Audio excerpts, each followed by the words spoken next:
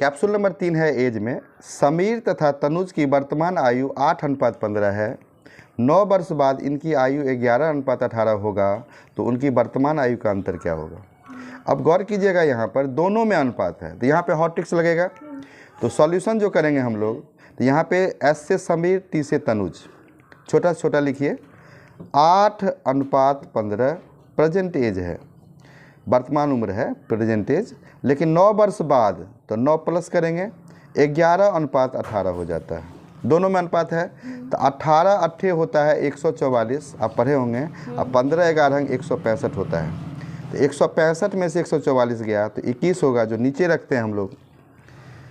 अब गौर करना है, 18 में से 11, चूँकि वर्ष की जहाँ पर चर्चा होगा वहीं से अंतर निकालते हैं। तो 18 में से 11 गया तो 7, तो 9 सत्ते 63, तो x का मान हो जाएगा 3।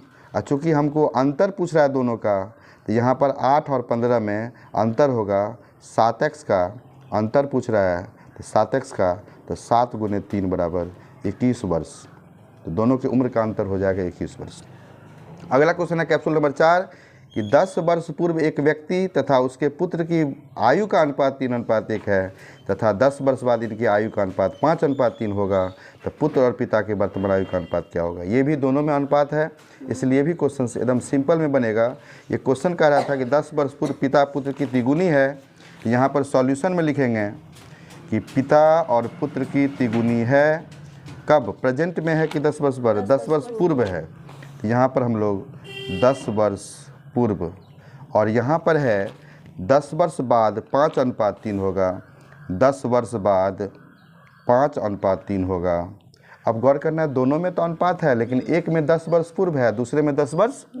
तो ऐसे प्रश्न को बनाने के लिए x का मान निकालना है। तो 3 तिया 9, 5 एकान 5, 9 में से 5 गया तो 4, अंतर नीचे से निकालेंगे। लेकिन यह इसमें क्या होगा, पूर्व और बाद में जुट जाएगा। तो 10 × 10 20, तो 20 को 2 से गुना करेंगे तो कितना होगा 40।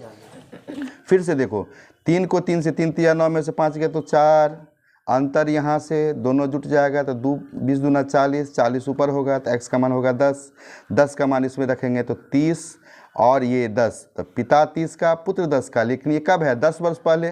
तो प्रेजेंट में निकालेंगे तो पुत्र हो जाएगा 20 का और पिता हो जाएंगे 40 के। हमको पुत्र पिता का ही पूछ रहा है अनुपात, तो 1:2, और 1:2 हमारे पहला ही ऑप्शन में दिया हुआ। यहाँ पे पढ़ना पड़ेगा कि पुत्र पिता का अनुपात पूछ रहा है कि पिता पुत्र का। यहाँ पे पुत्र पिता का है, तो 10 में 10 जोड़ेंगे तो पुत्र का निकल